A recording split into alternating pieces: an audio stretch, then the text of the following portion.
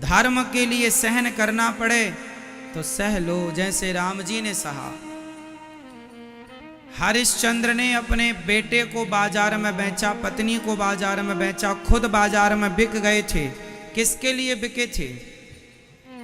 जोर से, किसके लिए? धर्म के लिए। हमारे देश में ऐसे ऐसे राजा हुए हैं जो धर्म के लिए स्वयं बाजार में बिक गए, पर धर्म को जाने नहीं दिया। अब आपसे मेरा फिर सवाल कि आप कितना धर्म का पालन करते हैं? आप धर्म को बचाते हैं या पैसों में बेच देते हैं?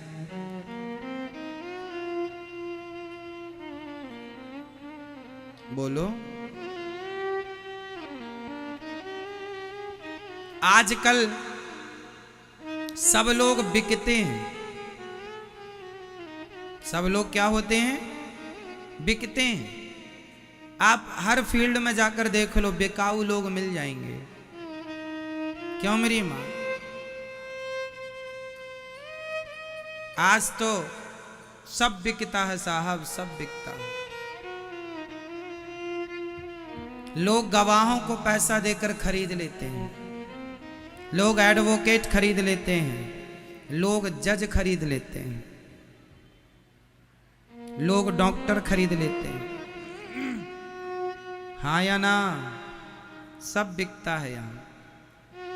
आज का आदमी बिकाऊ इसलिए हो गया है कि उसके पास धर्म नहीं है।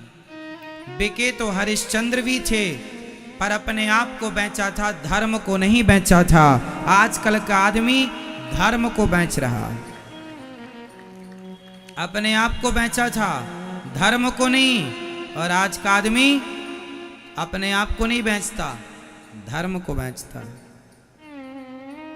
फर्क कितना है? विचार बदल गए, युग बदल गया। धर्म को नहीं जाने देने वाले लोग सतयुग में हुआ करते थे। कलयुग में तो धर्म को बेचने वाले लोग मिल जाएंगे। कलयुग में तो ऐसा बाप मिल जाएगा जो अपनी बेटी को बेच देता है। कलयुग में ऐसा भाई मिल जाएगा जो अपनी बहन को बेच देता है।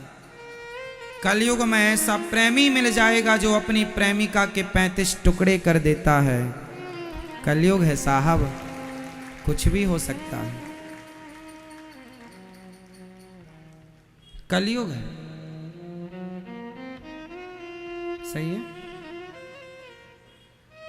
जहां इंसान का धर्म मर गया, वहीं से कलयुग स्टार्ट हो गया। जब तक आपके अंदर धर्म जिंदा था, कलयुग ने आपकी तरफ आंख उठाकर नहीं देखा। सतयुग त्रेता द्वापर में धर्म जिंदा था। कलयुग में धर्म जिंदा है। फर्क कितना है? पहले 100% धर्म जिंदा था तो सतयुग था। 75% धर्म जिंदा था तो त्रेता आ गया। 50% धर्म जिंदा था तो द्वापर आ गया। सिर्फ 25% धर्म बचा, कलयुग आ गया। और कलयुग की चरम सीमा जब आएगी तो 25 से 5% रह जाएगा साहब। कलयुग का जब अंत आएगा, आज के युग में, अभी कलयुग को केवल 5,500 साल हुए हैं और कलयुग की टोटल आयु है 4,32,000 वर्ष। कलयुग की टोटल एज कितनी है? 4,32,000 वर्ष, जिसमें अभी केवल 5,500 साल गए हैं। बहुत बचा है, बहुत बाकी है अभी कलयुग। कलयुग का जब अपने चरम में आएगा, तब आदमी को मार कर खाएगा। अभी आप लोग मछली मारते हैं, अभी आप लोग बकरा बकरी खाते हैं। कलयुग का जब चरम सीमा आएगी, इंसानों को इंसान पकड़कर जिंदा चबा जाएगा। कलयुग का जब अंत आएगा, कलयुग जब अपने पीक पर होगा, तब यहां पर जब आज के समय पर बेटा अपनी मां को घर से निकाल देता है, आज के युग में, आज के समय, तो कलयुग जब और बढ़ेगा तब फिर क्या होगा। समय बहुत भयंकर आने वाला है। अच्छा हुआ कि भगवान ने अपन लोगों को कलयुग की शुरुआत में भेजा है। इस शुरुआत में थोड़ा ही सही भगवान का नाम जिंदा तो है, भगवान की कथाएं जिंदा है। जब कलयुग अपने चरम पर होगा तो कहीं दूर दूर तक भगवान की ना कथाएं होंगी, ना भगवान का नाम होगा, ना भक्त रह जाएंगे। लोग सिर्फ पापियों से ये पृथ्वी भरी होगी, सिर्फ हर तरफ केवल पाप, सिर्फ पाप। कोई दया नहीं। आज का आदमी निर्दयी हो गया है। पहले का आदमी जीव पर दया करता था, उसे दया थी। आज का आदमी कोई दया नहीं करता। दया होती तो आज इंसानों के गले क्यों काटे जाते, है ना। अभी आपने सुना ना कि लोगों को गले काटे गए,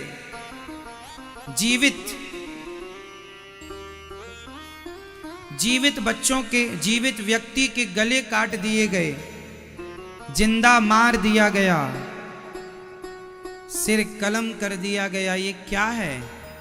आपको नहीं लगता कि इंसान जब किसी का गला, एक आदमी जब एक आदमी को जिंदा उसका गला काट रहा हो तो बताइए क्या उस आदमी के अंदर दया है जो गला काट रहा है? नहीं। जो लोग मांस खाते हैं, जो बकरे को मारते हैं, मुर्गी मारते हैं, मछली मारते हैं, क्या आप कह सकते हैं कि इन लोगों के अंदर दया है? बोलो, आप खाते हैं मांस कभी कभी? तो बताइए, मांस खाने वालों को आप कह सकते हैं कि इनके अंदर दया है? नहीं साहब। कहने को तो मैं कह दूं कि मैं प्रधानमंत्री हूं, कह देने से क्या है? आप कहने के लिए स्वतंत्र, आप कह दीजिए कि मैं बड़ा दयालु हूं। कह देने से दया नहीं होती साहब। दयावान व्यक्ति वह है जो चींटी को भी मरता हुआ देखे तो जिसका हृदय रो पड़े, उसके हृदय में दया है। ये दया की परिभाषा है। जो निर्दोष जीवों को अपने स्वाद के लिए मारता हो कि मुझे मछली अच्छी लगती है, मुझे मुर्गी अच्छी लगती है, अपने स्वाद के लिए निर्दोष जीव हत्या करता हो, यदि दया थी तो आपने हत्या क्यों की? आपने कहा हमने तो मारा नहीं। आपने भले नहीं मारा, पर वो मरी तो आपके लिए ही है। इसलिए मूल में हत्यारे आप ही होंगे, उसकी हत्या का पाप आपको ही लगेगा। कहावत है, 100 चूहे खाकर बिल्ली हज को चली। 100 चूहे खाकर बिल्ली हज को चली। मुर्गी मांस खाने वाले लोग कहते हैं हम बड़े दयालु हैं। दया का ये स्वभाव नहीं होता, दया की ये परिभाषा नहीं। दयावान व्यक्ति तो किसी जीव की हत्या करता ही नहीं। अहिंसा ही परमो धर्म। राम जी वनवास चले हैं, सत्य के लिए इतना कष्ट उठाया। शिवी दधीची हरिश्चंद्र, आपसे यही प्रार्थना है, मर जाओगे तो दूसरा जन्म हो जाएगा, मर जाओगे तो फिर वापस आ जाओगे, पर धर्म मर गया फिर वह जीवित नहीं होगा।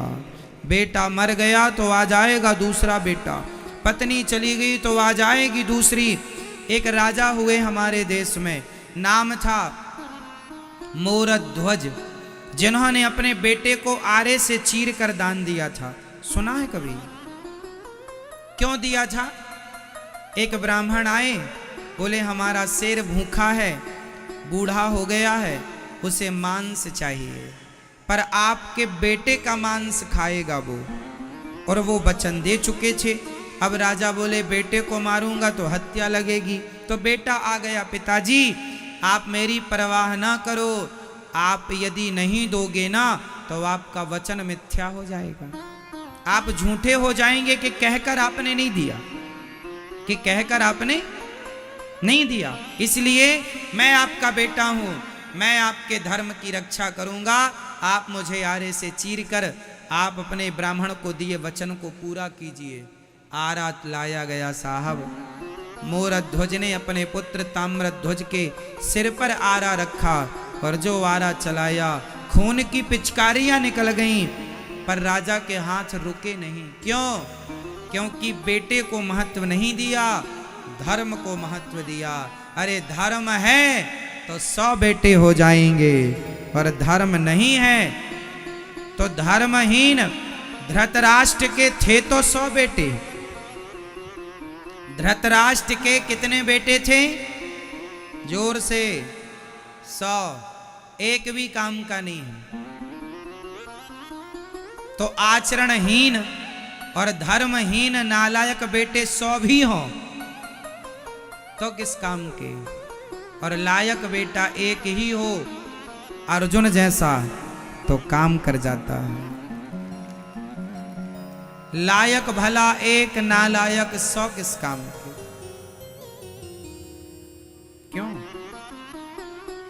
कौरवों के पक्ष में भी धर्म नहीं था। धर्म होता तो भरी सभा में एक महिला के कपड़े उतार रहे हैं, क्या ये धर्म है कि आप भरी सभा में एक नारी का अपमान करें, उसे निर्वस्त्र करें? क्या ये धर्म था? नहीं। धर्म का पालन नहीं किया कौरवों ने तो सर्वनाश हुआ। धर्म का पालन नहीं किया रावण ने, क्या एक नारी को उसके पति के अनुपस्थिति में उठाकर चोरों की तरह किसी की पत्नी को आप ले आए? क्या ये धर्म था? धर्म का पालन नहीं किया रावण ने, सर्वनाश हुआ। धर्म का पालन नहीं किया कौरवों ने, सर्वनाश हुआ। धर्म का पालन नहीं करोगे आप तो आपका भी सर्वनाश होगा, और धर्म का पालन करोगे तो घर घर पूजे जाओगे, आपकी जय जयकार होगी। हरिश्चंद्र बनकर, शिवी बनकर, मोरध्वज बनकर, ध्रुव, प्रहलाद और राम बनकर पूजोगे यदि धर्म का पालन किया तो। और धर्म को नहीं समझा तो परिणाम सामने। इसलिए प्राण जाए पर धर्म न जाए, प्राण जाए पर धर्मो रक्षति रक्षिता। बताइए आपकी कीमत किससे? आपका वजन यदि 75 किलो है, 80 किलो है, आप 80 किलो के आदमी हो, 70 किलो के आदमी हो, 90 किलो के आदमी हो, बताओ आपकी कीमत किससे है? आपके शरीर से या आपके धर्म से? धर्म मीन्स संस्कार।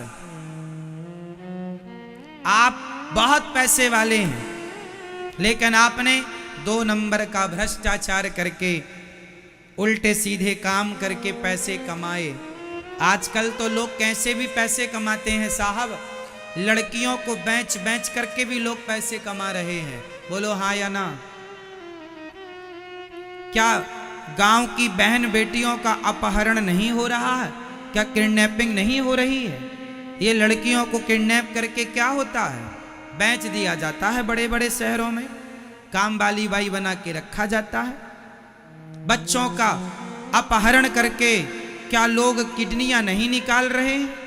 क्या ये केस आपने नहीं सुना? फिर तो पैसा तो आदमी को बेचकर किडनियां निकाल कर भी कमा रहा है। तो क्या ऐसा पैसा कमाना धर्म है? एक इंसान की पहचान साहब उसके रूप रंग से नहीं होती, एक इंसान की कीमत उसके वेट से नहीं होती। अरे वजन शरीर में ना हो, धर्म में वजन होना चाहिए। प्राण चले जाएंगे साहब, पर हम वो लोग हैं जो धर्म नहीं छोड़ेंगे। नुकसान हजारों का हो जाए, लाखों का हो जाए, करोड़ों का हो जाए, अरे नुकसान में सब कुछ चला जाए, सब चला जाए तो चला जाए, परिवार जाए तो जाए, पुत्र जाए तो जाए, पत्नी जाए तो जाए, शरीर जाए तो जाए, राज्य जाए तो जाए, पर धर्म ना जाए। ऐसे राजा हुए हमारे यहाँ। सबसे कीमती है हमारा, जोर से, धर्म। और धर्म क्या है? धर्म क्या है? धर्म का पालन करने के लिए आपको सत्संग करना पड़ेगा, तब पता चलेगा धर्म की परिभाषाएं क्या है। मेरा धर्म अलग है, आपका धर्म अलग है। पिता का धर्म अलग होता है, पुत्र का धर्म अलग होता है। बोलो हाँ। आप हमारे यहां आए हैं तो आपका धर्म अलग है, जब हम आपके यहां आएंगे तो आपका धर्म अलग होगा। समय काल परिस्थिति पर धर्म की परिभाषाएं, धर्म तो एक ही है, धर्म न दूसर सत्य समाना, दया धर्म का मूल है, दया ही सत्य ही धर्म है। पर व्यवहार में धर्म की परिभाषाएं बदल जाती हैं। व्यवहार में धर्म की परिभाषा, राम जी ने बाली को छिपकर मारा, बाली जैसे पापी को छिपकर मारना ही धर्म है, इसलिए छिप करके मारा। तूने अपने भाई की पत्नी के साथ गलत संग बनाया, उसके संग दुराचार किया है, तुम जैसों का मुंह नहीं देखेंगे, इसलिए राम जी ने कहा तुम्हारा क्या मुंह देखे, तुम्हें छिप के मार देना ही धर्म है। पापी को पाप से मारना ही धर्म है। बताइए, किसी को पीठ पर मारना धर्म है? बोलो। किसी को पीठ पर वार करना क्या धर्म है? बोलो भाई। किसी की पीठ पर गोली मारना धर्म है? नहीं। पर एक आतंकवादी जिसने बम से हजारों निर्दोष लोगों की जान ली हो, यदि वो भाग रहा हो तो उसकी पीठ में गोली मारना धर्म है कि नहीं? फिर कई बार धर्म को समझने के लिए गहराई में उतरना पड़ता है। कई बार छाती पे गोली मारना धर्म है, तो आतंकवादियों की पीठ में ही गोली जहां लगे वहीं मारना धर्म है। अब ये थोड़ी देखेंगे कि आतंकवादी अब हमारी तरफ मुंह करे तब गोली मारेंगे, क्यों जी? उसकी तो पीठ में भी लग जाए, क्योंकि आतंकवादी है। तो धर्म की परिभाषाएं समय काल परिस्थिति पर बदल जाती हैं, पर मूल परिभाषा एक रहती है, सत्य, दया, यही मूल धर्म है। परोपकाराय सताम विभूतया, परोपकार धर्म है, सेवा धर्म है, पर बाकी परिभाषाएं बदलती चलती। चलो बताओ, पत्नी पति के पांव दबा रही है, ये धर्म है कि अधर्म है?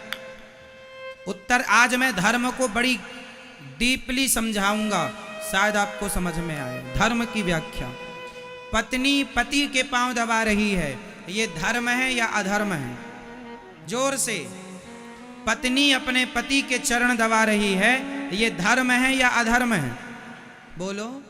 धर्म है। आप ठीक कह रहे हैं। अब बताना, एक पति अपनी पत्नी के पांव दबा रहा है, एक पति अपनी पत्नी के पांव में मालिश कर रहा है तेल लगाकर, बताओ ये धर्म है या अधर्म है? बोलो बोलो। धर्म है या अधर्म है? जोर से। अब यह व्याख्या सिचुएशन पर निर्भर करती है। इसे आप ना धर्म कहेंगे अभी, ना अधर्म कहेंगे अभी।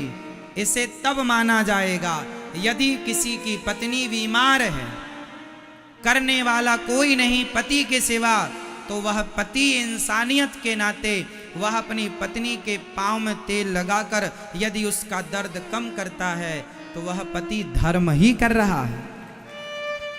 यह सिचुएशन पर निर्भर करता है कि उस समय की वो स्थिति क्या है, तो ये धर्म हो जाएगा।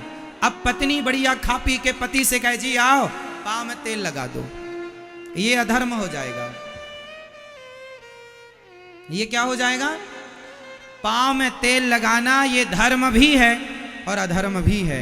ये सिचुएशन पर निर्भर करता है, ये स्थिति पर निर्भर। तो धर्म की ये परिभाषाएं होती हैं कि कब क्या करना आपका धर्म है और कब क्या ना करना आपका धर्म है, कब क्या करना अधर्म है। ये न्याय, ये ज्ञान होना चाहिए। सत्य बोलना बताइए धर्म है कि अधर्म है? जोर से और जोर से। सत्य बोलना धर्म है, बताइए क्या सत्य बोलना अधर्म हो सकता है? बोलो हाँ या ना। हाँ, सत्य बोलना भी अधर्म हो सकता है। कब? वो सिचुएशन पर निर्भर करेगा। मैं एक सिचुएशन रखता हूं आपके सामने। सत्य बोलना धर्म है, पर कुछ स्थान ऐसे हैं जहां झूठ बोलना चाहिए। ये हम नहीं कह रहे हैं, स्त्री सु नर्म विवाहे चा वृत्त्यर्थे प्राण संकटे, शुक्राचार्य जी कह रहे हैं। ये ज्ञान शुक्राचार्य जी का है। कहां झूठ बोलना चाहिए वहां मैं आपको स्थिति बताता हूं। एक कसाई है, एक कसाई है, कसाई के हाथ से गाय छूट करके आपके सामने से गुजरती है। कसाई ने आपसे पूछा कि हमारी गाय किस तरफ गई है। अब वहां कसाई को आप यदि सही बताते हैं कि ये खड़ी है गाय वहां पर, तो कसाई जाकर गाय को पकड़कर मार देगा। और आप कहते हैं हमने तो देखा ही नहीं, या आप कुछ ना बोले, तो कसाई से आप सच कह देंगे कि गाय वहां खड़ी है, तो आपका सच बोलना पाप हो जाएगा। हेलो हाँ या ना? अब आप कहेंगे हमने सच बोला। सच? हाँ, अरे सच भी सिचुएशन देख के बोला जाता है। वो स्थिति क्या निर्मित है कि कसाई खड़ा है, तलवार लेकर मिल जाए गाय तो काट दूं। यदि आपके झूठ बोलने से किसी गाय की रक्षा हो रही है तो वहां झूठ बोलकर गाय की रक्षा करनी चाहिए। आपकी झूठ बोलने से, आपकी झूठी गवाही से यदि निर्दोष लोगों की जान बच रही है तो वहां झूठी गवाही देनी चाहिए। लेकिन एक बात याद रखना यहां झूठ के लिए, झूठ वहां बोलना चाहिए जहां आपका अपना एक रत्ती का स्वार्थ ना हो। यदि आप अपने स्वार्थ के लिए झूठ बोलते हैं तो पाप है, पर परोपकार परमार्थ के लिए झूठ बोलना पड़े तो वह झूठ भी सत्य से बढ़कर होता है।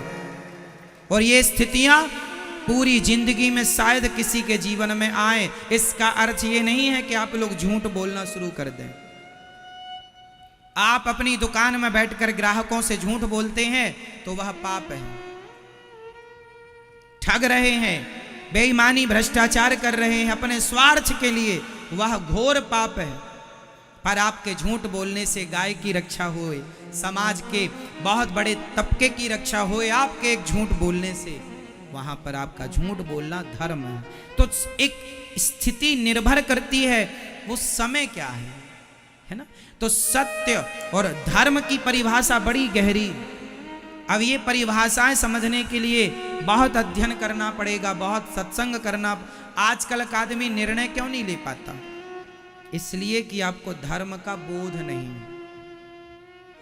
जिस आदमी को हम लोग जब कोई निर्णय लेते हैं ना तो 100 बार सोचते हैं,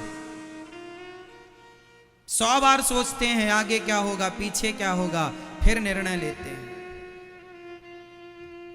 जो निर्णय आप ले रहे हैं क्या इतिहास में वही निर्णय किसी और ने पहले लिया है? यदि लिया है तो उसका परिणाम क्या होगा, उस परिणाम पर दृष्टि जरूर डालना चाहिए। जैसे आज के लड़का, आज की लड़कियां किसी लड़के लड़की को लेकर भाग जाती हैं, ये वर्तमान में तो भाग गई, इन्होंने अपने भविष्य पर कभी नजर नहीं रखी कि इसका परिणाम क्या होगा। काश सोच लिया होता ठंडे दिमाग से कि जो आप कर रहे हैं वो सही है या गलत है। आप जो बेईमानी कर रहे हैं, ठगी कर रहे हैं, भ्रष्टाचार कर रहे हैं, जरा से स्वार्थ के लिए, पैसों के लिए विचार तो कर लो, क्या वह सही है या गलत? बस एक बात याद रखना, कान खोल कर सुनना, गलत गलत ही रहेगा और उसका दंड तुम्हें क्या, तुम्हारे बाप को भी भोगना पड़ेगा।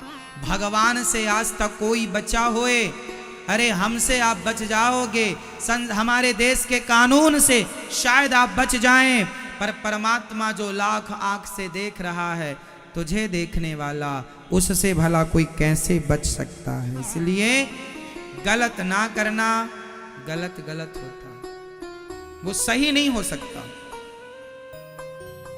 और सही आपका गलत नहीं हो सकता। बड़ी गहरी परिभाषाएं हैं साहब। क्या कई बार वो जो हम सही मानते हैं वही गलत होता है, और जो गलत मानते हैं वो सही होता है। तो धर्म की परिभाषाएं बड़ी गहरी हैं।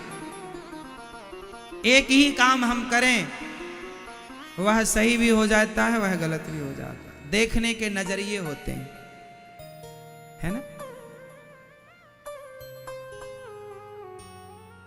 जैसे आम का रस, जैसे आम का रस अमृत है। आम का रस पीने में अच्छा लगता है, किस किस को अच्छा लगता है आम का रस? भैया आपको आम का रस अच्छा नहीं लगता? बोलो मेरी माँ नहीं लगता अच्छा। क्यों मेरी माँ, कोई दुश्मनी है? आम का रस किस किस को अच्छा लगता है? हाथ उठा लो भैया। हमें तो अच्छा लगता है, हम तो खूब आम के साथ भोजन करते हैं। आम बहुत अच्छा होता है, आम का रस बहुत अच्छा होता है, लेकिन आप देखो आम का रस बहुत अच्छा है, लेकिन आम के रस के संग यदि आपने पेप्सी या कोका कोला पी लिया तो वही आम का रस आपकी जान ले लेगा, पॉइजन हो जाएगा।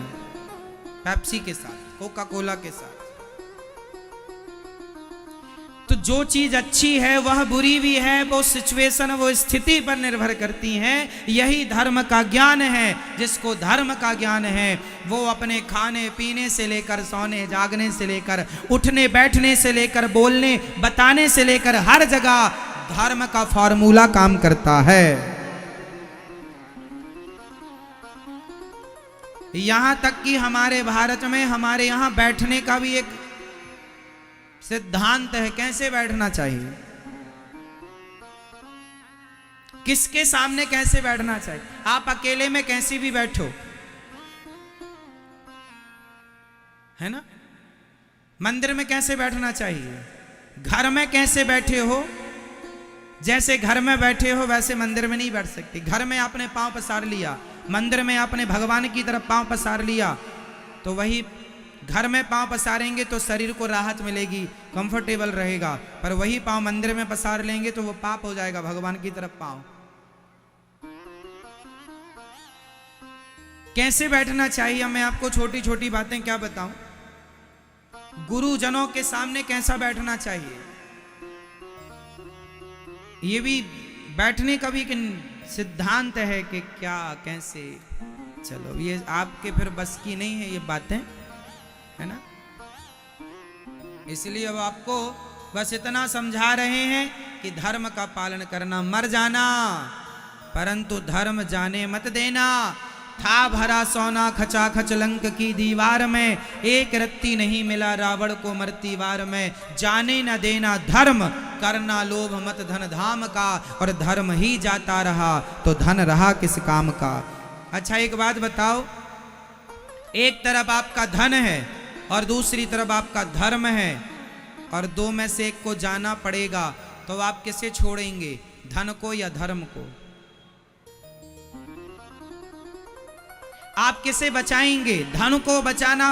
अब धर्म बचे या धन बचे, दो में से एक ही बचेगा, क्या बचाओगे? जोर से क्या बचाओगे, जोर से मैया बताओ क्या बचाओगी? क्या? धर्म। तो क्या आप लोग बचाते हैं? आजकल तो पैसे के लिए आदमी बेईमानी कर रहा है, और आप यहां तो अच्छी बातें करते हैं साहब। यही बातें कभी अकेले में अपने से किया करो कि धर्म बचाना है, धन नहीं।